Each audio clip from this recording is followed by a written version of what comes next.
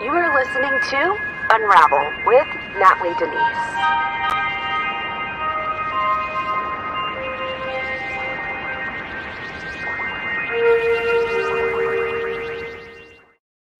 Muchachos, muchachas, welcome to Nightly with Natly, a segment of, you guys know who I am, a segment of Unravel with Natly Denise. I've got a bunch of podcasts that are so on backlog that I've got to work on. That's the original Unravel with Natly Denise. I would interview people very consistently, but as of lately, attending events and also taking on matters with combating human trafficking. Oh, I've been so inundated with the work, and backlog has just built up. So I'm going to get those podcasts up, the Unravel with Natly Denise podcasts. But I'm so sorry about yesterday. I know that I didn't even give notice of anything, but okay, here's a little thing. So I was allergic to salmon, like, I want to say like maybe 4 years ago. Like, I had a really bad reaction to salmon, and I just kind of said, okay, I'm allergic. I'm not even going to try it anymore. I'm not even going to try salmon. Let me fix this light because it's bugging me. Much better. Okay. I was like, okay, let me try eating it again.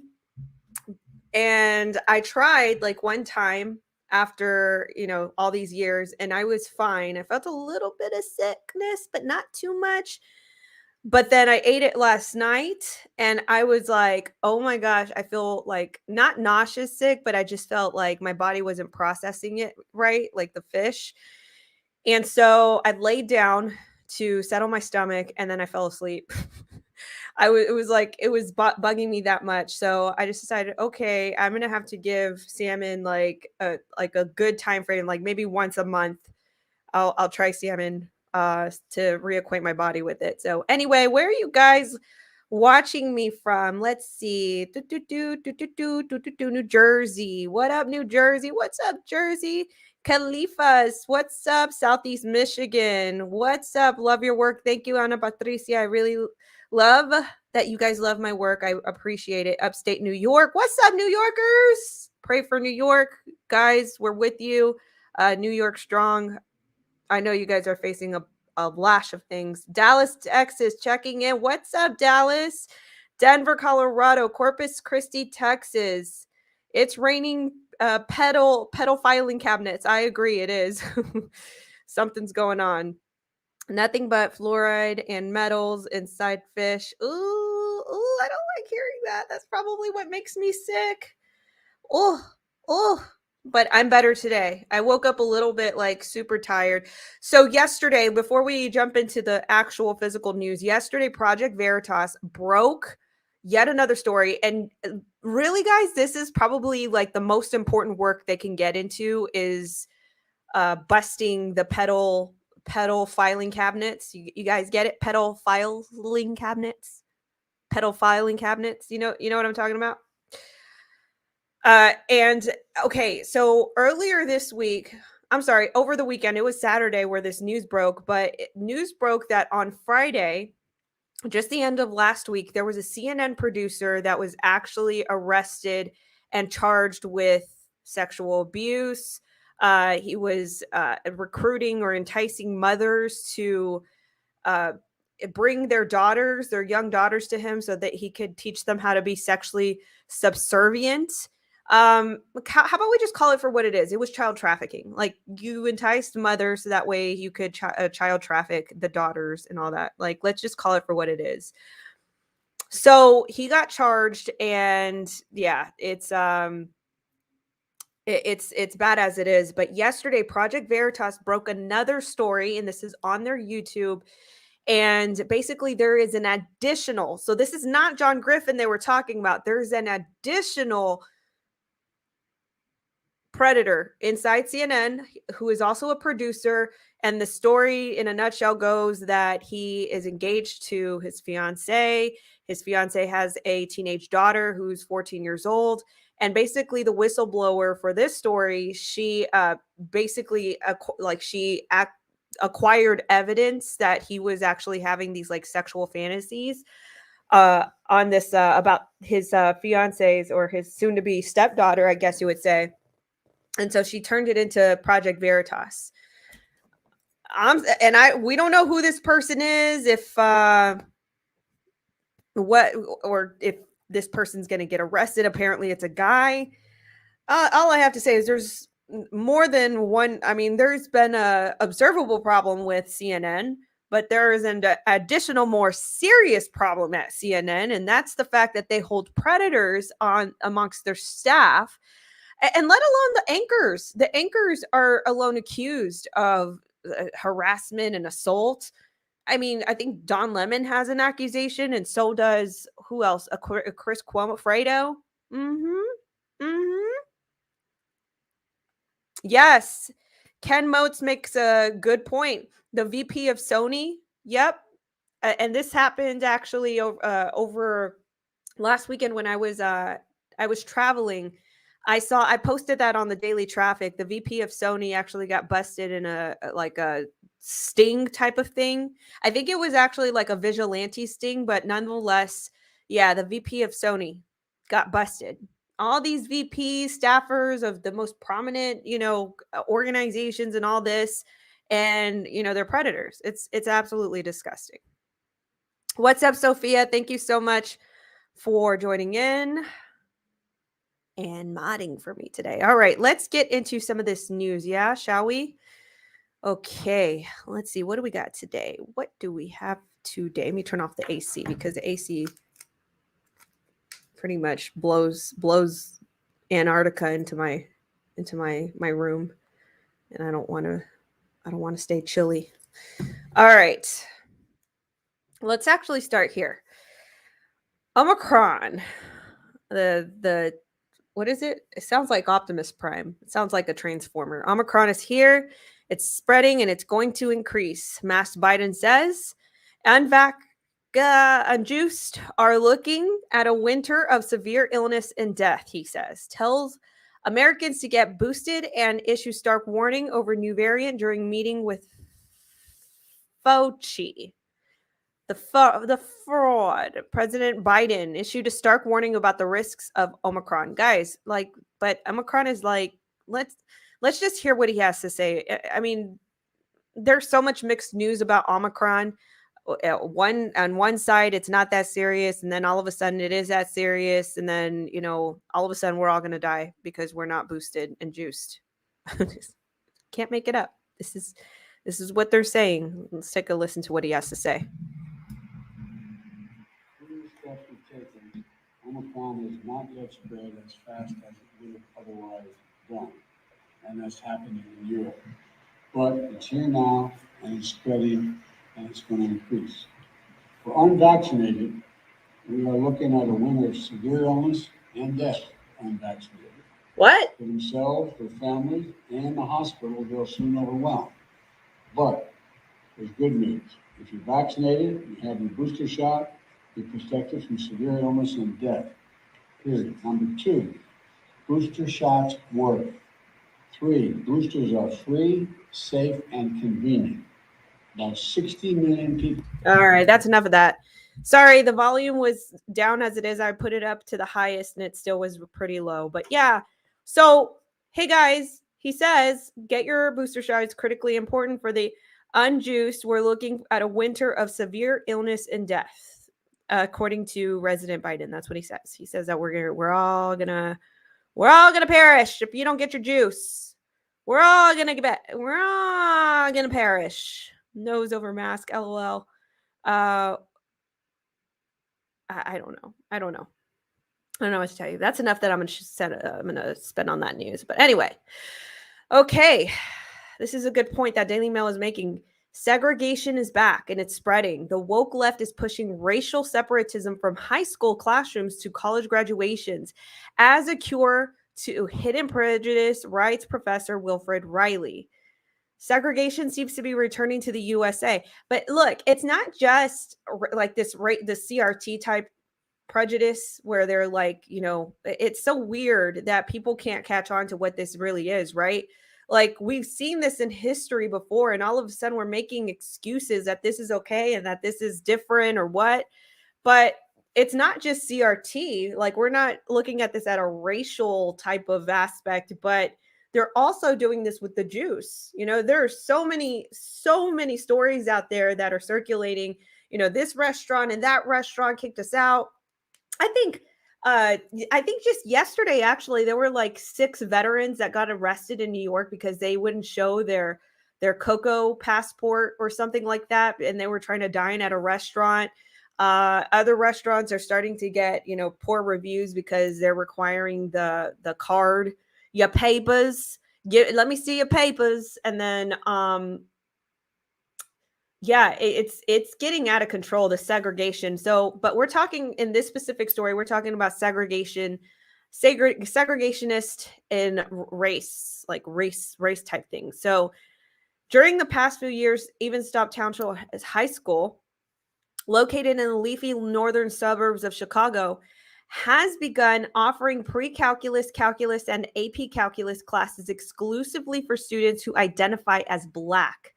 Other students can obviously take the same courses, but it's not in the same classrooms as most of their Black peers. For good measure, the school has removed all aptitude-based tracking from the mathematics program and incorporated word problems about analyzing racial disparities in traffic stops by the Evanston police into curriculum. I mean, like, talk about CRT, but like super critical CRT. You know what I mean? Like, this is super critical CRT. My goodness. So they're trying to separate people. I mean, I'm telling you, look, I am telling you, how is this different from the civil rights movement, what we fought for? How is this different? Where they're doing it again. They're doing this again, and they're calling it correct. What's good is bad, and what's bad is good. Come on. Okay, let's get back to it. While it's not the focus of the article, such an innovative attitude towards teaching mathematics is spreading inside the United States. Wait, I'm sorry. Such an innovative attitude. Who is writing this? It's not innovative. It's backtracking. It's backstepping, and it's regressive.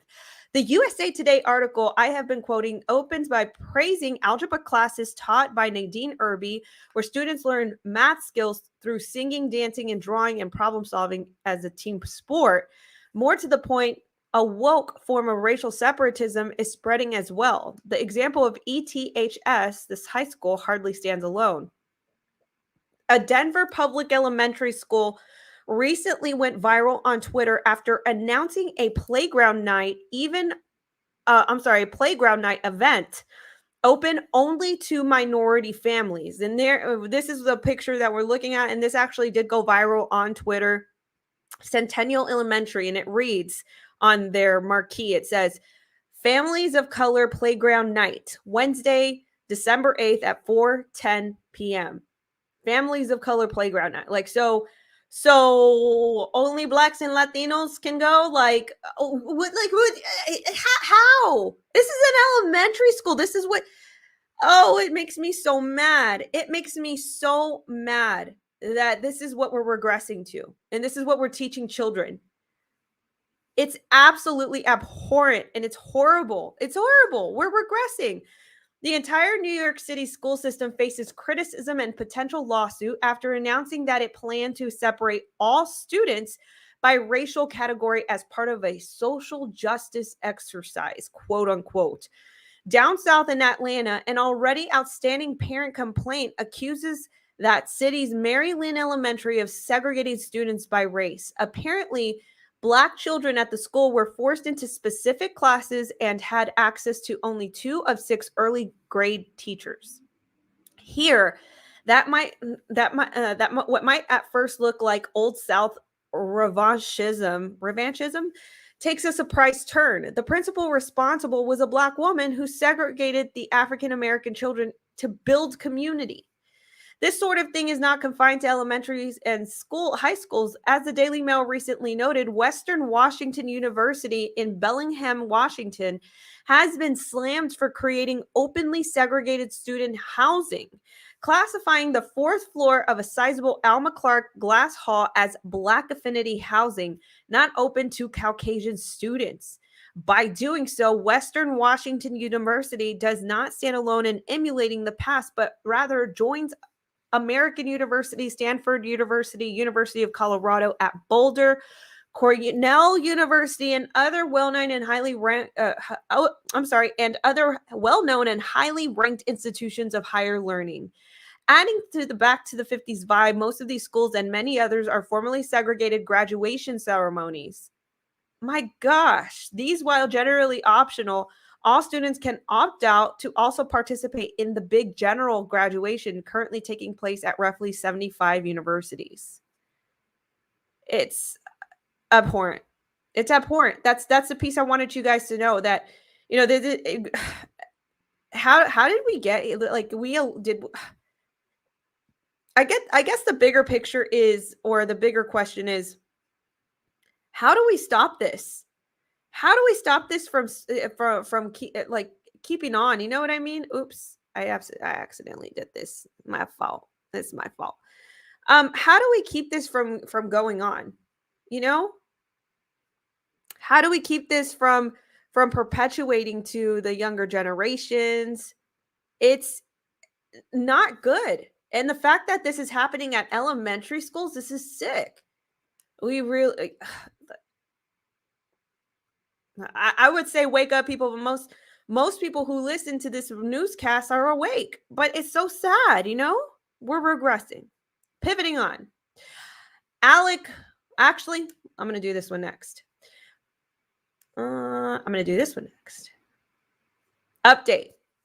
U.S. relaxes restriction on the A pill. Starts with an A-B, a bore. You know what I mean? I'm not going to say it because I don't want to trigger any codes or anything like that, but it's the A pill, the procedure that eliminates babies. There we go. Pill. The procedure that eliminates baby pills. I'm sorry. The procedure that eliminates babies pill. As dark and morbid as that sounds, this is what they're doing. And they're relaxing the restriction. The U.S. government on Thursday permanently eased some restrictions on a pill used to terminate early pregnancies, allowing the drug to be sent by mail rather than requiring it to be dispensed in person. The decision by the FDA comes as the right to obtain eliminating pregnancies, established in the 1973 Supreme Court ruling Roe versus Wade hangs in the balance.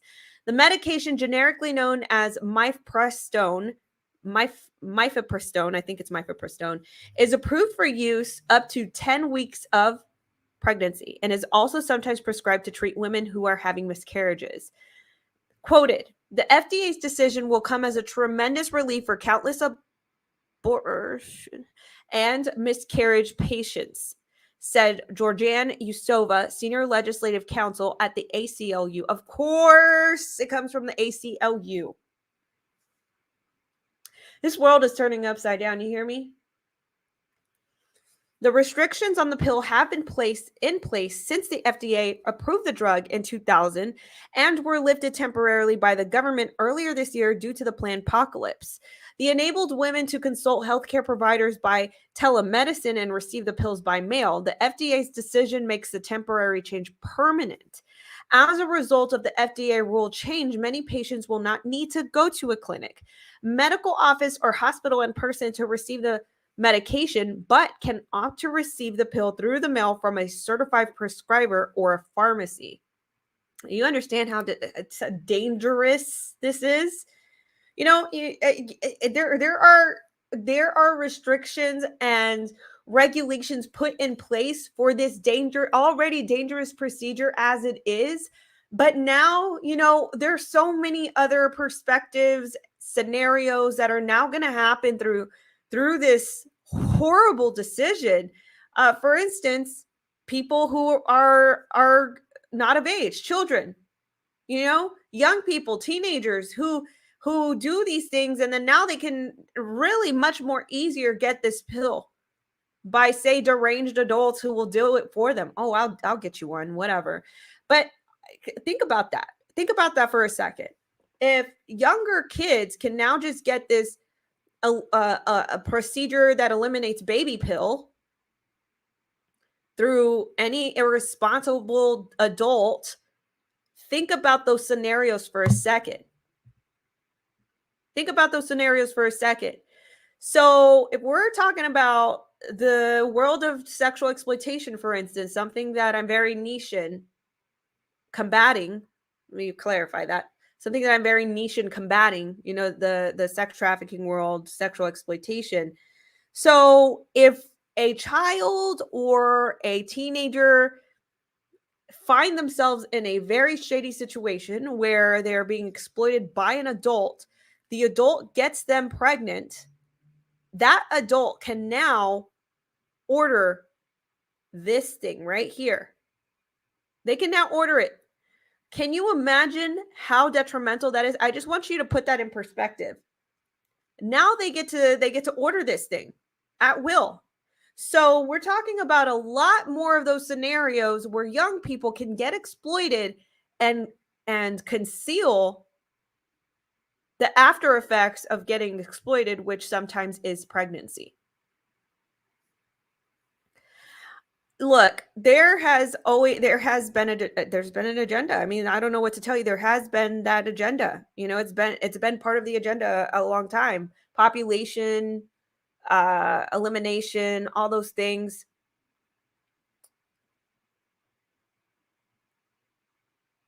Why do you think they're pushing for the juice? Why do you think that they're pushing for the pill? You know, like it's always been part of the agenda. No wonder. Oh, a lot more people are not getting juiced. Let's open up other avenues.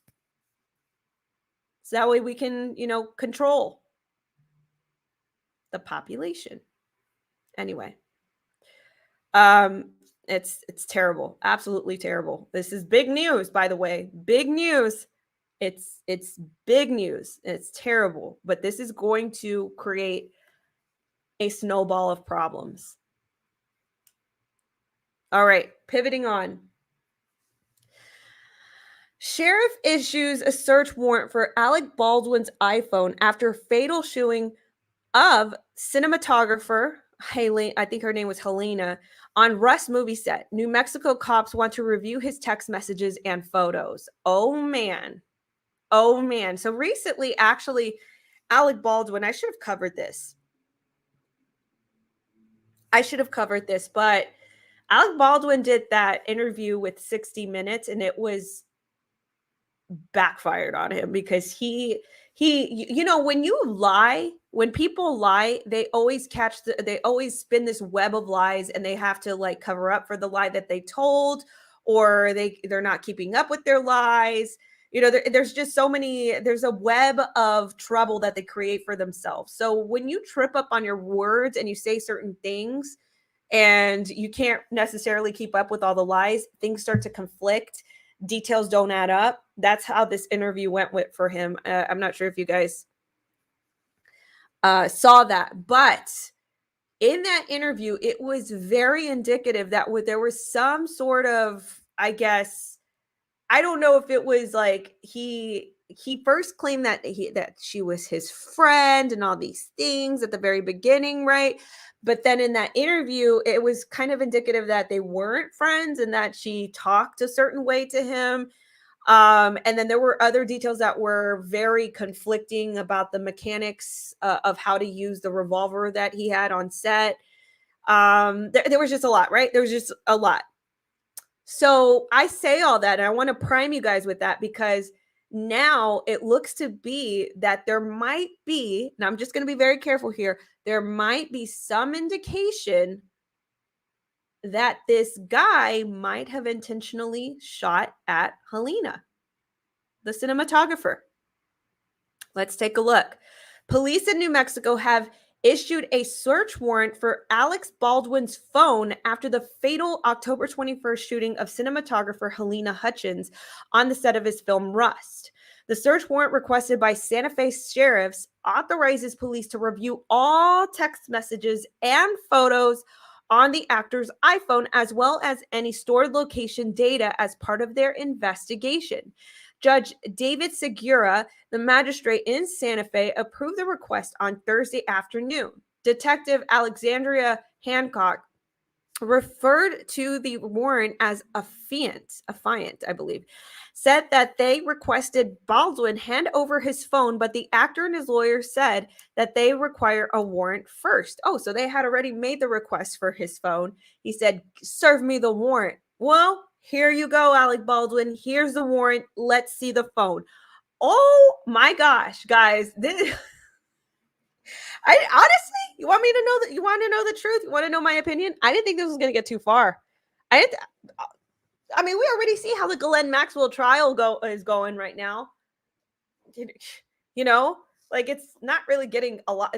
There's a lot being done, but you just got kind of get this sense that there's not a lot that's going to be done about that situation.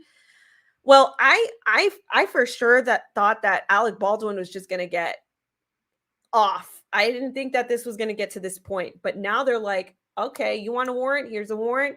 Give us your phone. Affiant requested Alec's phone from him as well as his attorney and was instructed to acquire a warrant. The warrant's request states, Hancock in request for the warrant spelled out in detail that she wanted to obtain from Baldwin's phone a list of what included in his contacts, call records, photos, videos, and text messages. And I sure as heck hope that they have a forensic expert that can just excavate anything that has been deleted, because you know this man is going to go through his phone and delete things. Cheese and crackers. All right. Affiant believes that there might be evidence on the phone due to individuals using cellular phones during and or after the commission of crimes. Such information, if it exists, may be material relevant to this investigation. Affiant was also made aware that there were several emails and text messages sent and received regarding during the movie production Rust in the course of the interviews. Look at this is the warrant here. This is the warrant. Ooh, buddy. Oh, buddy. Let's see. According to the search warrant, Baldwin told police that he exchanged emails with the film's armorer, Hannah Gutierrez Reed, regarding what style of gun to use in the film. They ultimately decided on a Colt 45 pistol. Baldwin, 63, had been handed the antique pistol for the scene, and it was told that it was cold, not loaded. He was rehearsing a scene which he pulls out his gun, and an interview with ABC was it 60 Minutes? Anyway, nonetheless, this was the interview I was talking about. In an interview with ABC on December 2nd, said that he never pulled the trigger, but the gun went off anyway. Hutchins, a 42-year-old cinematographer, was shot and killed. The director of the film, Joel Souza, was shot in the shoulder and survived. It is unclear why it was taken so long for New Mexico police to seize Baldwin's phone. The actor has insisted that he fully cooperated with the investigation. Baldwin on December 2nd gave an emotional interview to George Stephanopoulos on ABC, which he said he did not pull the trigger and felt no guilt because he believed he had done nothing wrong. I let go of the hammer. Bang. The gun goes off. Everyone is horrified. They're shocked. It's loud, he said. Following the interview, New York Post John Levine attempted to quiz the actor about the claim. Baldwin refused to engage, and his wife, Hilaria Baldwin, repeatedly asked the journalist to leave and please go away and trained her cell phone camera on him. Levine met the couples as they were leaving Woody Allen's townhouse. I'm sorry, Woody Allen. Woody Allen's townhouse on the Upper East Side of Manhattan. When Levine would not stop asking questions about the shooting, Alec charged him with grasping his umbrella and yelling that he was not allowed to be on someone's private property. So I just want to make this apparent. There was this one right here. I'm going to just highlight this quote. I let go of the hammer, bang. The gun goes off. Everyone is horrified. They're shocked. It's loud, he said. So there was actually a video that was circulating, and it was there was like a tactical specialist who knew how to handle this type of weapon, and of course this is antique, and they were replicating the scene or replicating the usage of this weapon. And apparently when you pull the hammer back on this antique pistol, it doesn't just go off. You have to pull the hammer back and then squeeze the trigger. So this statement was this is the statement that I was talking about, that it was very telling that there was a web of something that he was spinning, and it wasn't good. It was not good. But yeah, that's one of the items that is like not really consistent with the truth or the way that things operate. You know what I mean? So anyway, we'll see what comes of this. I'll if there are any updates, of course, you'll hear here on Nightly with Natly. All right. I talked about this the other night about Xi Jinping and Putin. Something's brewing, especially on the Putin side, with Russia being on the brink with the Ukraine. There has been a lot of military exercise going on the border of Ukraine and in the coast as well. There's just been a lot of activity to suggest that there's military exercises. They're leaving their weapons at the border, things like that. Well, it kind of cooled off, right? We didn't hear much, but now it just seems that there's a lot brewing. It says Xi backs Putin against U.S., NATO on Ukraine despots plan Olympic meeting. Let's see. They had a video conference, both of them. During a virtual summit between the two leaders Wednesday, Chinese President Xi Jinping agreed, and this is coming from the New York Post, by the way, agreed with his Russian counterpart, Vladimir Putin's insistence that NATO guarantee it will not expand to Ukraine or place troops and weapons in the country. Putin and Xi held the sit-down amid heightened tensions between Moscow and Washington over the buildup of thousands of Russian troops on its Ukraine frontier. According to Putin Foreign Affairs advisor Yuri Ushakov, the Russian and Chinese leaders discussed mounting threats to Russia's national interest from the U.S. and NATO bloc, which consistently move their military infrastructure close to the Russian borders. Putin told Xi of the need to engage in negotiations with NATO and the U.S. over security guarantees, Ushakov said, or added, excuse me. And here are the besties just kind of walking close together. Xi responded that he understands Russia's concerns and fully supports our initiative work out these security guarantees for Russia, the advisor went on. China's state-run Xinhua news agency reported that Xi emphasized the need for Moscow and Beijing to safeguard their security interests.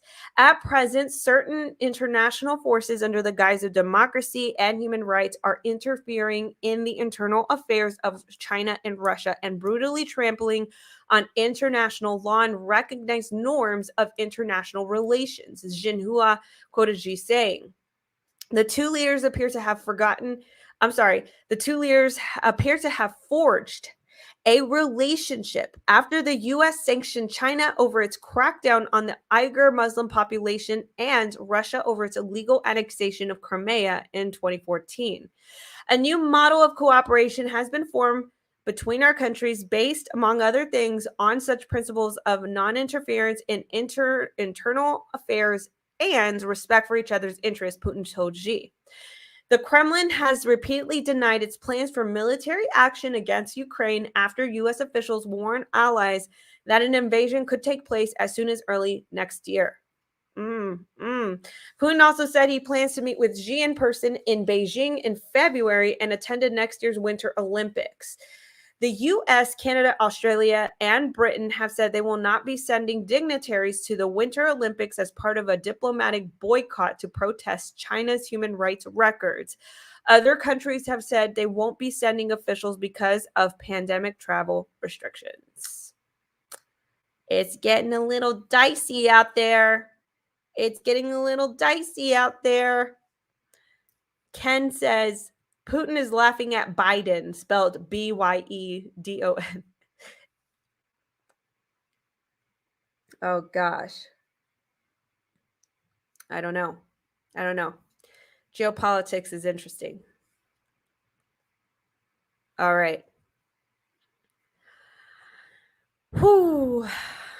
So much going on. So much going on.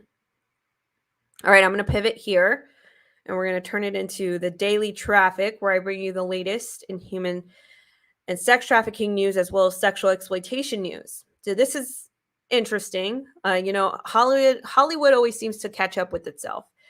LAPD is not investigating Sex and the City star Chris Noth at this point over claims he raped a woman in his LA home in 2004 and left her needing stitches after she and a second woman accused the actor of sexual assault. So you guys know this guy. He's from Sex and the City, probably most notably. He's on another show. I forgot which one. And he's being accused right now. This is him as Sex and the City. He's being accused of rape. And LAPD said, we're not going to explore that. The Los Angeles Police Department is not investigating Sex and the City star Chris Noth at this point on claims he raped a woman in his LA apartment in 2004 after she and a second accuser came forward with allegations of sexual assault against the actor. There is no investigation at this point, Officer Drake Madison told Deadline on Thursday evening about the 2004 rape claim. On Thursday, The Hollywood Reporter published an article in which one woman said she was attacked by Noth when she was 22 and he was 49 at an encounter she says left her needing stitches. Deadline had previously reported that the actor was indeed under investigation, citing LAPD Sergeant Bruce Borenhan as saying, we're still looking into the nature of the report and trying to narrow down here when and if there is a report that was filed. Noth has vehemently denied all allegations of sexual assault, but he's admitted to having consensual encounters with both of his accusers. His recently retained lawyer, Andrew Brettler, told Deadline that the actor has not yet been contacted by law enforcement, but that he plans to cooperate fully if anyone does reach out. The news comes just after the THR published allegations of sexual assault against the star from the two women who used pseudonyms Zoe and Lily. In the report, both accusers claimed that Noth had sex with them from behind in front of a mirror, with the first attack allegedly taking place in 2004, while the second reportedly occurred in 2015. 3 years after Noth married his wife, Tara Wilson, with whom he has 2 children, the two women also allege that the attacks took place in one of Noth's homes, first in his Los Angeles apartment, the second in his New York City property, after the actor invited them over. Now, I am not surprised. So 2 accusers, Hollywood, no investigation, sad, but, also on the contrary, let me just be fair that, I don't know. These things are just so, because I'm also looking at the Marilyn Manson whole thing too. It's a dicey situation, because I also would hate for, it does a disservice for sexual assault survivors, if there's just accusations thrown at men, and it's not fair also if the men are actually innocent, and that actually does happen a lot. But I'm not saying that in this case. I'm just saying it's quite a bit of time, from then to report it now. But again, I'm not saying that this is not valid or anything like that. I also, to their credit, if all this is true, there wasn't an easy gateway for people to come forward before the Me Too movement, and before all these sexual predators were put on blast. So be of it what you will. That's one allegation made to another Hollywood star. All right, moving on. East Bridgewater police set up a sting to nab Will Leslie, man accused of trafficking a child. And this is going on in Massachusetts. A 26-year-old I'm sorry, this is coming from 𝑊HDH.com. A 26-year-old Wellesley man has been ordered held on a $30,000 bail Thursday on multiple charges of human trafficking a child. Nicholas Cristoforo appeared in Brockton District Court on 3 counts of electronic enticement of a child for human trafficking, trafficking of a person under 18 for sexual servitude, and 1 count each of distribution of material of a child in nude and posing exhibiting a child in a sexual act, according to a release issued by the East Bridgewater Police Department. An investigation was launched Tuesday after the evidence was presented to police, indicating that Cristoforo had extorted sexually explicit material from 2 minors in East Bridgewater through threats as well as promises of money and drugs, police said. Officer Cecilia Cacciatore posed as a juvenile online and set up a meeting with Cristoforo in which he would provide marijuana in exchange for sex. When he arrived at the meeting, he was placed under arrest. If released, he will be required to wear a GPS tracker and not enter the town of East Bridgewater and not have contact with anyone under the age of 18. I sure hope not. And just for your information, this is a usual tactic of, sexual abusers, attackers, exploiters, something of that nature. They will usually that's part of the grooming process. It's actually it's a part of the grooming process where they groom them with love bombing. And I see a comment here that says, in other news, 𝘏𝘶. Yes, if you go to my main channel, I have been covering the 𝘏𝘶 Maxwell trial, so you will find that news there. Okay, you'll find that news there. I'm one of the few that actually cover the 𝘏𝘶 Maxwell trial. It's on the YouTube, Natly Denise. Back to this story, though, because not in other news. This is important news because nobody's talking about this too. This is part of the grooming process. They will utilize gifts and enticements like drugs, marijuana, to entice these young people or, any victim to, get into the life of, the trafficking and the sexual exploitation. Cheese and crackers. My goodness, this is bad. It's bad. Dave's and Bats comments. I remember when you had a mic that wouldn't even stay up. Look at you now. Much respect. Thank you so much. Thank you so much.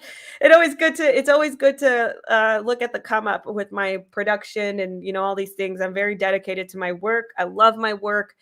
I'm just praise God because I'm here. I'm doing what I love to do, and this is important work, and I'm dedicated to it. So thank you so much for that, Dave. I appreciate it. All right, continued on. Coming from AlaskaWatchman.com, a report. Alaska is the worst state at fighting child sex trafficking. Much agreed, and bravo for saying it. Alaska is one of the worst states in the world. Well, I'm not going to say the world. Never mind. I'm not going to say the world. In the United States. I actually, when I had the Daily TrafficK channel, which now this is now combined with my entire news podcast, but I did an entire whole, a whole story on this. And I can tell you from what I learned in Alaska specifically, a lot of counties, a lot of towns, they have a lot of compromised law enforcement. So I was reading this last year. It was like 2 years ago, actually. And I remember learning that a lot of these Alaskan counties, they are so short on law enforcement that they will resort to felons and people with criminal past, even felons or criminals that have had sexual allegations or convictions upon them, and they still will use them as police because they're so short-staffed on them. And so when it comes to like trafficking, it's like putting a wolf in a sheep's pen. They're not going to, how are they going to convict? And then they know those people. Alaska is worse in the nation to combat child sex trafficking. This was the finding of a newly released report from Shared Hope International and national nonprofit leader in working to eradicate minor sex trafficking. Last month, the group published its annual report card detailing how each state fares in addressing its ongoing crisis. The report issued a D grade in 10 states, including the District of Columbia. Why? District of Columbia? You mean Washington, D.C.? Oh, and an F grade in 40 other states. Alaska landed at the very bottom, and the only state to receive a passing grade was Florida, which earned a C. Central to Shared Hope International's mission is ending the criminalization and incarceration of untold child sex trafficking victims who are forced into the business against their will. This is a big problem. And this should be the first thing that is addressed. But a lot of times, guys, what happens is that when children are arrested, and yes, they get arrested, they get if there aren't enough safe houses, which is something that me and Counter Trafficking Alliance, I've got a team now, and we're working on this. We're unraveling our work in stages. Right now, our work right now is research. How many safe houses are out there? What criminal statistics can we find to bump that together? That's what we're doing. And it's a lot of work. We're also researching particular agencies and organizations and all these things. But I'm saying all this because there are not enough survivor beds in America. There's not enough survivor beds. There's more animal shelter spaces for stray animals than there are survivor beds for people, for children, for women who get rescued or, just they want to exit the life. So what happens is when children, or as the media calls them, minors, or as the system recognizes them as minors, when they get caught in these situations, let's say it's a rescue from a sex trafficker, whatever, they get arrested off the street for I know this is a painful word to use, but this is what the system recognizes them by. They recognize them as child prostitutes, and there's no such thing. They're forced against their will. They're coerced. They should have nowhere in that realm to even, comprehend that. So I'm telling you this because this is how the system recognizes them. So when they get rescued out of these situations, they get put into juvie if there are no resources or places for them to go to. And this is a reality. And this is an angering reality, but this is what happens. So I just wanted to elaborate on the piece. Yes, they do get arrested sometimes. And yes, they get thrown in juvie. And then what happens? They get recycled back on the street. The aim of the annual report is to provide a blueprint for action that can serve as to motivate the state legislatures to identify deficiencies in their child trafficking laws. Eradicating child sex trafficking of underage girls is a key to dismantling the industry, according to the Guardian Group, which tracks sex trafficking trends across the nation. The average age of entry into the sex trade is 15 years old, with 1 in 6 victims being under the age of 12. Of the federally prosecuted sex trafficking cases in 2019, only 2.1% of the victims were males. While sex trafficking is notoriously underreported, National Center for Missing and Exploited Children, which, by the way, I'm just going to give you guys that look, received 17,000 reports of child sex trafficking in 2020, according to the U.S. National Human Trafficking Hotline. I'm also going to give you that look. Alaska has averaged about 12 reported cases of child sex trafficking each year from 2015 to 2019. Nearly a decade ago, Shared Hope developed the nation's first legal framework and challenged states to enact laws that comprehensively address the crime of child sex trafficking. When we launched the Protected Innocence Challenge, the inaugural state report cards, the majority of states received an F grade, reflecting the reality that many states' laws fail to even recognize the crime of child sex trafficking. The change by supporting state legislators and stakeholders to enact the minimum fabric of laws needed to address these heinous crimes. 10 years later, no state received an F grade, and a majority of the country received an A or a B. For the latest report, Shared Hope upped the ante by taking a closer look at how states fare in the area of victim protection and prevention. Under the new grading system, most states failed to earn a passing grade, including Alaska.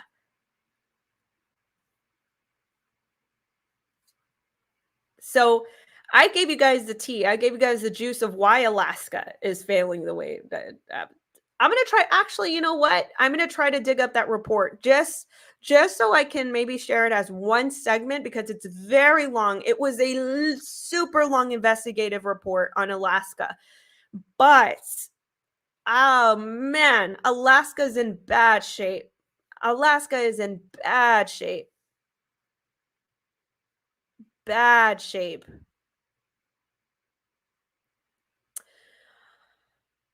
And that's why. That's one of the components. The law enforcement is compromised. There definitely isn't a lot combating in Alaska. And Counter Trafficking Alliance as Ironside. Thank you so much. Thank you so much for sharing that link, Ironside. That link right there, countertraffickingalliance.com. If you click that, you can volunteer. Right now, we do need volunteers as researchers. If you're great at research and you can volunteer your time that way, we need all hands on deck right now. I'm telling you, we're active right now in our research. So if you can research, you have time to do it, and you can't, you won't be interrupted in doing it. This is important effort in combating this. But our goal is to start more houses, more survivor beds, more resources for the survivor residential houses, whether it be like actual items, household items, the laundry detergent, feminine care products, clothing, the food, whatever it is. Like, we need to have a grasp on this. So with that being said, oh, Sophia changed her name. Thank you, Sophia. Thank you for that. All right. Continued on. Another big problem that does not get talked about: the trafficking of Native Americans. The 𝘏𝑗𝐻 Tribal Council. Let me actually read the headline. This is from Lost Coast Outpost. 𝘏𝑗𝐻 tribe. I think it's 𝘏𝑗𝐻. You guys can correct me if I pronounced it wrong.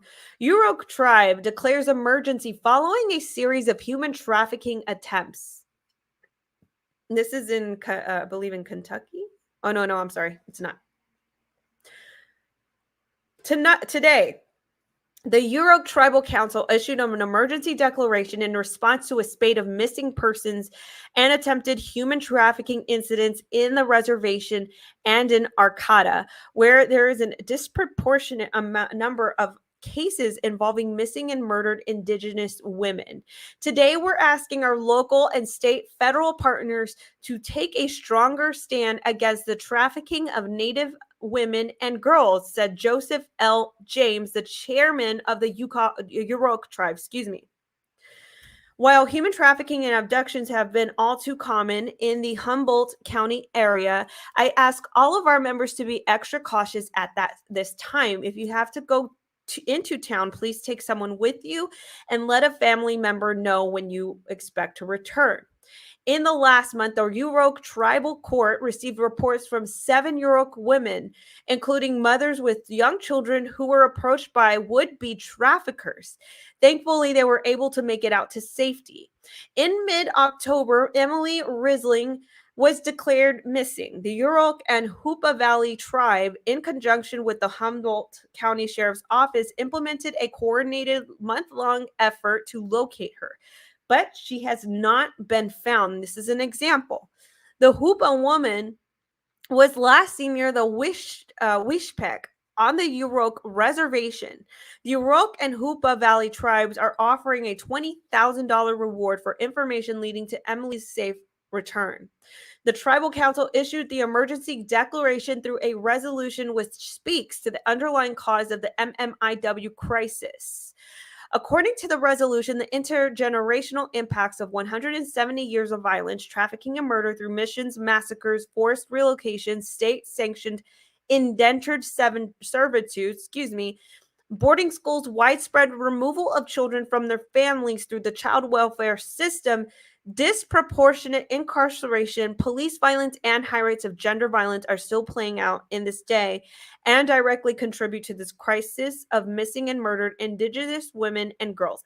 This has been a problem. I can tell, like, ever since I've been doing the news with the Daily TrafficK, it's not reported enough. But when there is a report about missing women and girls of the Indigenous, missing and murdered Indigenous women and girls. Let me rephrase that. I was scrambling my words. There aren't enough reports, but there was enough for me to put on my radar that there's something going on where we are not, as a society, we don't know about this. And to us, it's not a lot of people's fault because it's not reported enough.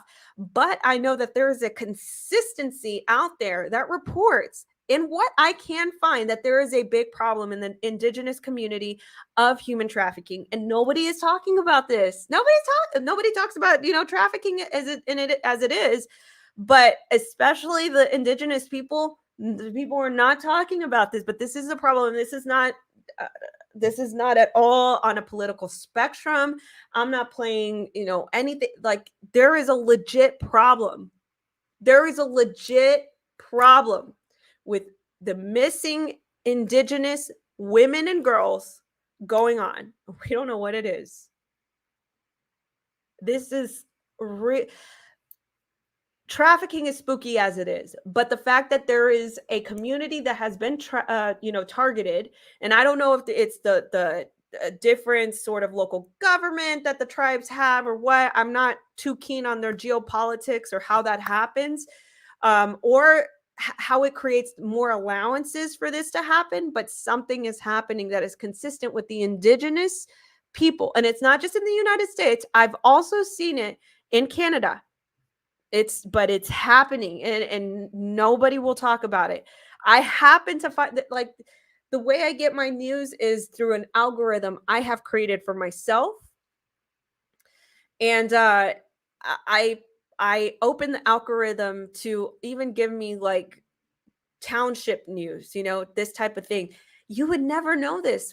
You would never know this news. Not through anybody. Mainstream media as it is bad, but local news won't even report this. All right. Pivoting on to this other piece. This is coming from bigcountryhomepage.com. Suspect accused of smuggling 1,000 or more people arrested in Comanche County. A 2-year-long investigation into human trafficking led to the arrest of a suspect in Comanche County accused of smuggling more than 1,000 people. The suspect, described as a 33-year-old undocumented immigrant, was taken into custody when Border Patrol and the Department of Homeland Security executed a search and arrest warrant at a residence on the 500 block of Highway 3381 in Comanche County Tuesday. A press release reveals the Comanche County Sheriff's Office assisted in a 2-year-long investigation involving human trafficking and fraudulent documents. Throughout the investigation, evidence shows over 1,000 people smuggled. As of Thursday morning, the identity of the suspect, who will be facing charges related to firearms, human smuggling, and fraudulent documents, has not been released. The suspect is currently being held in federal detention facility. This is a problem. 2 years. I know we've been having a border crisis, right? We've been having this, but it's horrible. I mean, it's horrible. Barely hearing about it now. Thank you so much, Miss Elizabeth. Thank you so much for that tip. I really love that generous contribution. Thank you so much. And Chili, thank you so much for relaying that from Miss Elizabeth. Tell her I love her. Thank you, thank you, thank you. I appreciate that. By the way, guys, if you would like to support my work, you can go to 𝘏𝘓𝑇raffickingalliance.com. There is a donate button there. This is going to help fund our research, and yes, it is going to be funded. We need to do things like travel. We need to fund software, and there is a piece of software that I am starting to utilize that I will have to buy more licenses as we gain more volunteers. We're up and running. Counter-Trafficking Alliance is up and running, and we're not stopping. This is going to echo into generations. This is going to be a legacy for our people, and we're going to combat the, and I'm telling you, like, do not come from it. Like, I am just so ready to take this bull by the horns. And like, if I have to utilize my platforms to do it, that's what I have to do. I'm just so ready to combat this. Like, it just makes me sick. Absolutely sick. So anyway, countertraffickingalliance.com. There's a donate button, or you can go to natlydenise.com/donate. This absolutely will help every bit. So I appreciate you guys. Thank you so much for that. So anyway, guys, thank you so much for your time and your attention to this. Thank you for being interested. Thank you for loving to hear the real news. We are the news individually, and so I appreciate every single bit of effort you guys have in getting this. Johnny, what's up, Johnny? What's up, Johnny? Thank you so much for being here. Me and Diddy are here to help you, Nat. Thank you, thank you, thank you. And guys, like, I'm telling you, the things that we're uncovering on something that we're researching, and we're not going to disclose it just yet. It's big. Like, this stuff is big, and it's gonna really, really blow the lid off of a lot of things. But we're still aggregating a lot of information. I also have some people looking into some, I'm just gonna say expenditures of a certain organization. Oops, hope I didn't push my printer off. But yeah, Johnny, appreciate you, appreciate Diddy, I appreciate you guys and your digs, and we're gonna snatch wigs. I'm so ready to snatch a wig right now. So before I snatch wigs, I'm going to go ahead and take a rest. I got to process this podcast. I'll talk to you guys in another one tomorrow. Nightly with Natly. Tomorrow's Friday. This week has just thrown me off. Tomorrow's Friday. I'll talk to you guys tomorrow in another podcast. Until then, you guys rest easy. And if you're listening to me in the morning, have a great day. Talk to you later. Love you guys. Snatch a wig. Snatch a wig. Bye-bye. Thank you so much for tuning in to Unravel with Natly Denise. Please give this podcast 5 stars.